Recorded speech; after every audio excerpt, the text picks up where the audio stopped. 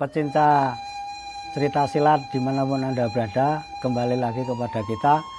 Sekarang kita memasuki jurus yang ke-8 dari buku Meraga Sukma karya Mr. Bastian Tito. Jadi saya akan bacakan sedikit dari apa yang tertulis dalam jurus yang ke-8 ini tentang Wiro Sableng dan Ratu Duyung yang memasuki Istana Agung Samudra Biru Pantai Selatan. Belum habis Wiro berucap dalam hal ini, tiba-tiba naga biru angkat kepalanya ke arah pinggang kiri Wiro Sableng, di mana tersisip kapak maut naga geni 212. Dengan mulutnya naga biru singkapkan pakaian Wiro. Bagaimana senjata itu lalu ditelan oleh naga biru dengan mulutnya. Jadi waktu ketika Wiro Sableng dan Ratu Duyung mau memasuki Istana Agung di Pantai Selatan, Ratu Duyung ditinggalkan di luar pintu tembok istana, pintu gerbang tembok istana. Kemudian Wiro Sableng diantar oleh Nyi Kantili dan anak buahnya memasuki Istana Agung dengan pintu gerbang yang dinamakan pintu gerbang naga biru. Pintu dari batu yang di situ di sebelahnya ada patung batu yang berupa naga biru yang nongkrong di situ dengan angker. Selama berabad-abad naga biru ini tidak pernah namanya bergerak, mengeluarkan suara ataupun mengibaskan ekor. Sama sekali tidak pernah itu terjadi sebelum ini.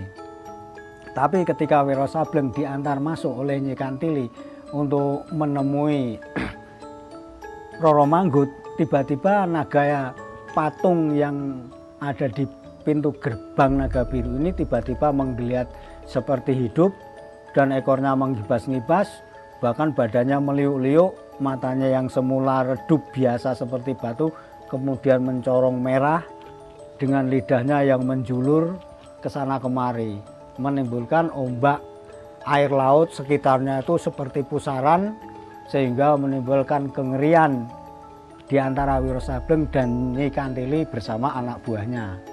Maka tadi disebutkan bahwa ketika naga itu meliuk-liuk, kemudian kepalanya mendelosor ke kaki pendekar kita Wiro Sableng yang saat itu terpaku, tidak berbuat apa dengan keadaan yang seperti itu.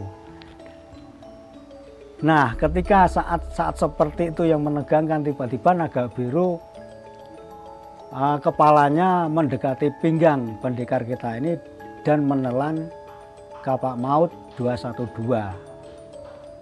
Ditelannya, disedotnya dengan mulutnya dan kemudian ditelannya mentah-mentah.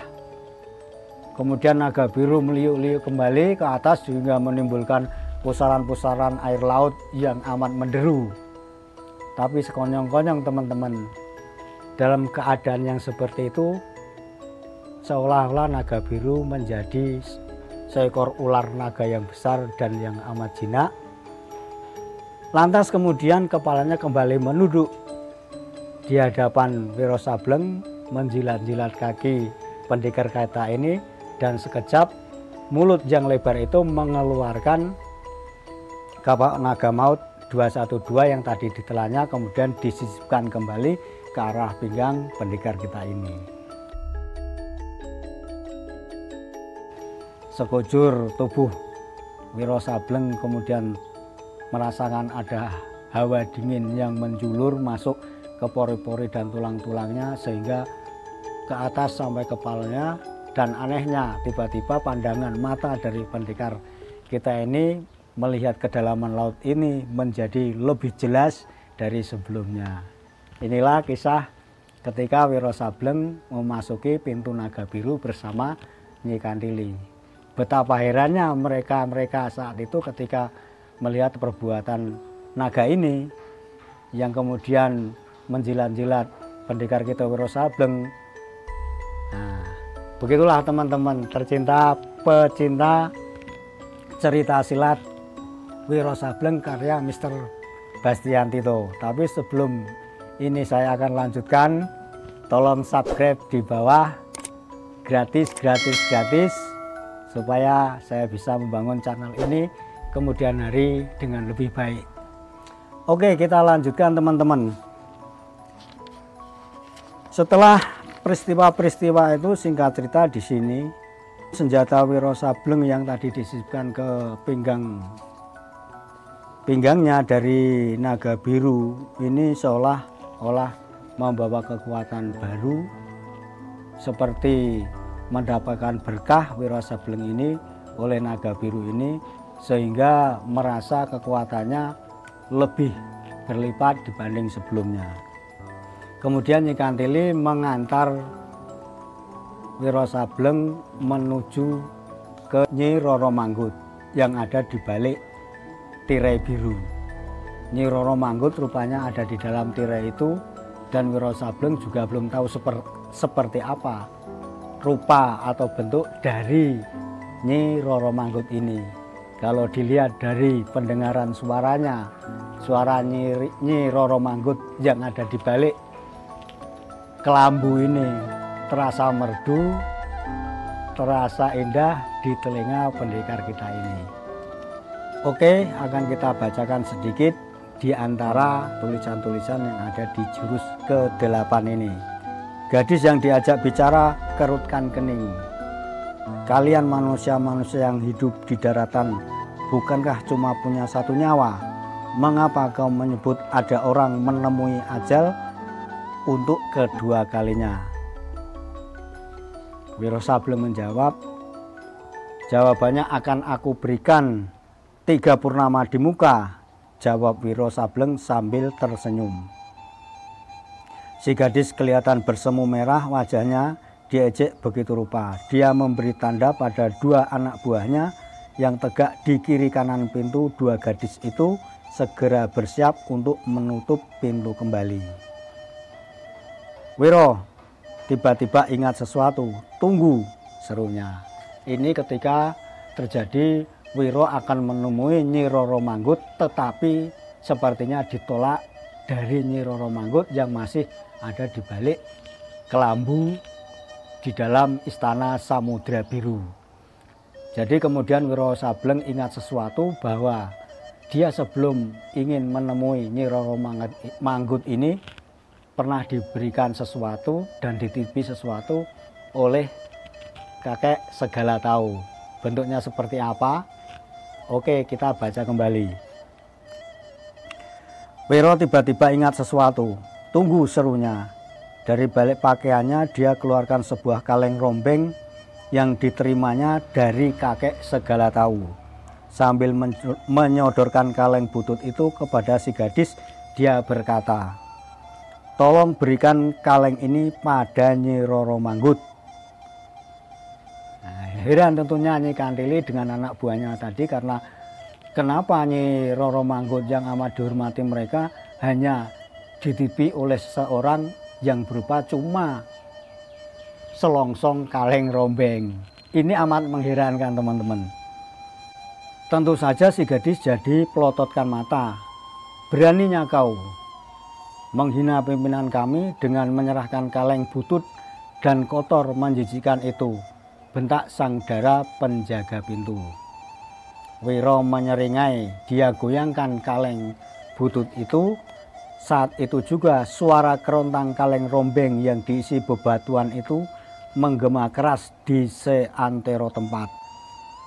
Air laut menggelombang, suara alunan gamelan terhenti beberapa saat ketika para gadis di depan pintu termasuk Nyi Kantili dan 5 anak buahnya sama menekap telinga, tak tahan suara kerontang kaleng yang menusuk seolah terasa sampai mencucuk benak. Jadi rupanya suara kaleng rombeng ini menimbulkan suara yang amat kuat dan tajam, sehingga Nyi Kantili dan anak buahnya seolah-olah tidak kuat untuk mendengar suara-suara dari kaleng itu yang digoyang oleh pendekar Wiro Sableng. Inilah titipan dari kakek segala tahu yang dititipkan pada Wiro Sableng untuk diberikan kepada Nyi Roro Manggut, supaya Nyi Roro Manggut bersedia menerima Wiro Sableng dan menurunkan ilmu Meraga Sukma. Oke, kita lanjutkan teman-teman. Kata-kata Wiro membuat si gadis berpakaian hijau berkilat jadi terdiam sesaat. Akhirnya dia ulurkan tangan seraya berkata, jadi tadi kan mau dititipin oleh selongsong kaleng ini, tetapi gadis pantai selatan ini yang berwarna hijau enggan untuk memberikannya. Tapi karena desakan dari Wiro Sableng, maka mau tak mau si gadis ini menerima kaleng itu untuk diberikan kepada Nyi Roro Manggut. Wiro Sableng tersenyum, kedipkan matanya, lalu membungkuk memberi penghormatan. 3 gadis masuk kembali, pintu ditutup. Begitu sampai di dalam, salah satu dari mereka berkata, Nyi Roro Manggut, kami Nyi Nuning dan kawan-kawan datang kembali. Jadi karena dipaksa oleh Wiro Sableng tadi dan mereka bertanda tanya ada apa dengan kaleng ini, makanya si Nuning kembali, Nyi Nuning kembali menemui Nyi Roro Manggut yang tetap masih berada di balik tirai. Jadi jawaban Nyi Roro Manggut begini, tamu tak diundang itu sudah kau suruh pergi. Suara lembut bertanya dari balik tirai. Nyi Nuning, kau tahu aturan di tempat ini, jika aku tidak bersedia menerima sang tamu, berarti aku juga tidak mau menerima barang titipan apapun dari siapapun. Jadi Nyi Roro Manggut tadi sebelum ini di depan tadi sebetulnya Nyi Nuning ini sudah menghadap kepada Nyi Roro Manggut atas kedatangan Wiro Sableng. Tapi waktu itu ditolak oleh Nyi Roro Manggut. Tapi kemudian Nyi Nuning kembali lagi ke Nyi Roro Manggut karena dititipi oleh Wiro Sableng selongsong kaleng rombeng yang berisi batu, yang suaranya amat menyakitkan didengar oleh telinga. Kemudian Nyi Nuning menjawab, Nyi Roro Manggut, harap maafkan diri kami. Menurut sang tamu, benda ini bukan benda biasa. Sambil menyodorkan kaleng rombeng tadi. Begitu ya, lantas benda apa itu? Sesuatu yang terbuat dari emas atau batu permata sebesar kepalan, ujar Nyi Roro Manggut dari balik tirai. Bukan Nyi Roro Manggut, bukan emas, bukan pula permata, melainkan hanya sebuah kaleng rombeng yang di dalamnya berisi batu-batu. Oke teman-teman, sampai di sini Nyi Roro Manggut diam sejenak dan sepertinya berpikir dan menganalisa sesuatu, ada apakah kaleng ini. Kemudian dia mengingat-ingat masa lalunya seolah seperti itu, sehingga dia terdiam di balik tirai Samudra Biru.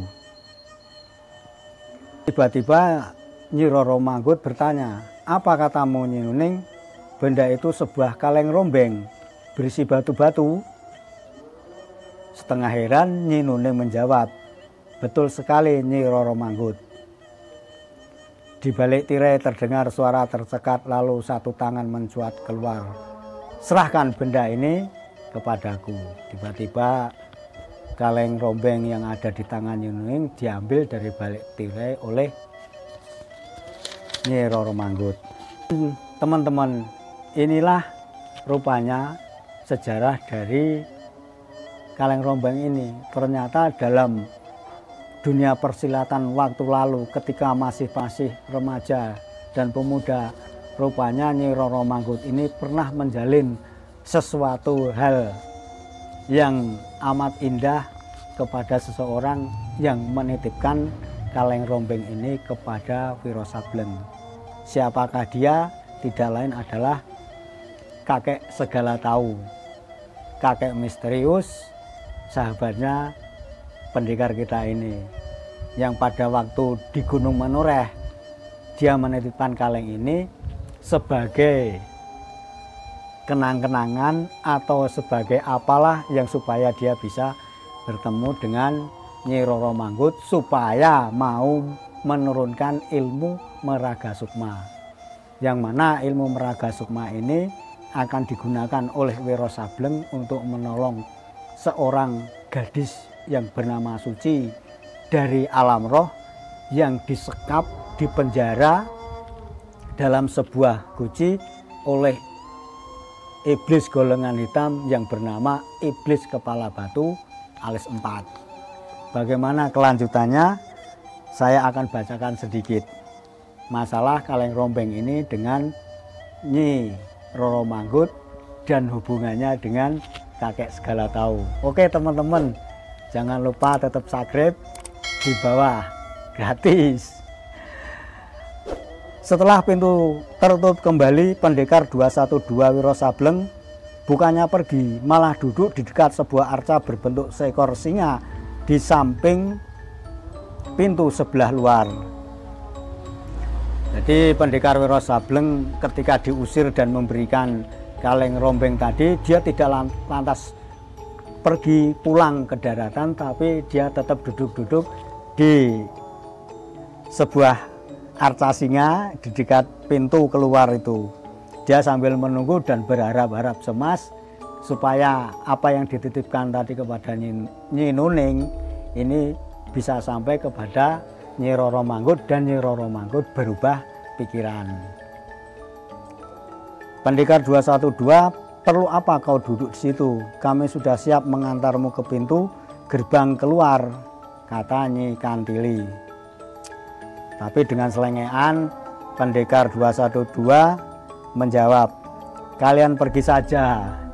Aku akan menunggu di sini. Aku yakin 3 gadis tadi akan keluar lagi dan mempersilahkan aku masuk menemui Nyi Roro Manggut. Tenang Nyi Kantili, tenang saja.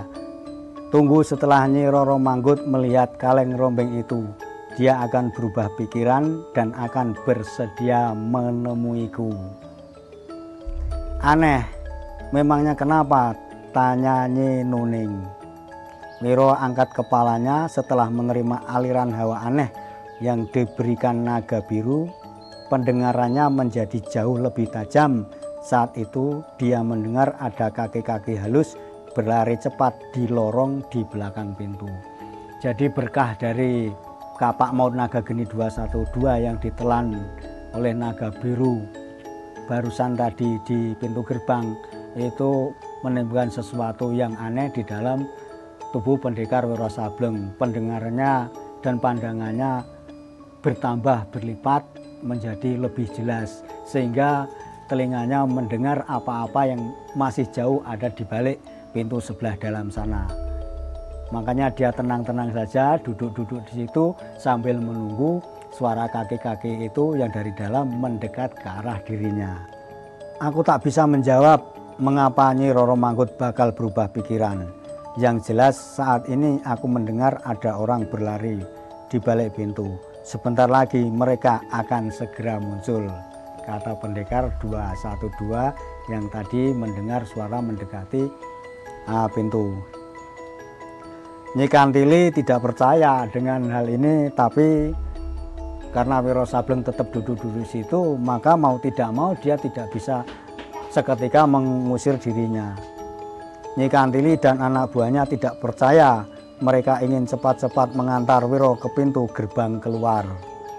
Wiro sendiri tetap duduk tenang-tenang di dekat arca singa. Sahdan, tiba-tiba pintu terbuka, 3 gadis berpakaian hijau berkilat muncul kembali. Wiro Sableng memandang tertawa pada Nyi Kantili. Nyi Kantili, ucap Wiro Sableng, apa kataku? Oke teman-teman, sekian dulu dari jurus ke-8 dari buku Meraga Sukma ini. Sampai di sini, tunggu apa yang akan terjadi pada jurus selanjutnya. Para pecinta cerita silat Indonesia yang kami cintai, oke, kita akan ketemu lagi pada jurus yang ke-9 yang akan datang. Tapi jangan lupa subscribe di bawah, gratis tis-tis. Sampai jumpa masih dalam buku karya Mr. Bastian Tito, Pendekar Kapak Maut 212, dalam episode Meraga Sukma. Sampai jumpa.